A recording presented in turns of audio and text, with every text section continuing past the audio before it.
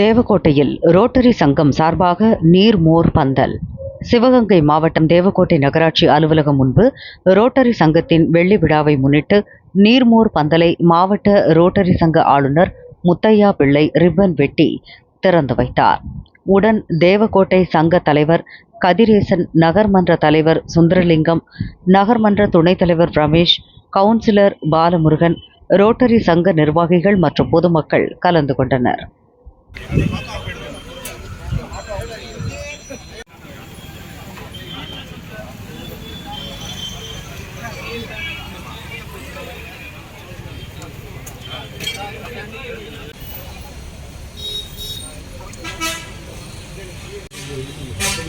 Ah.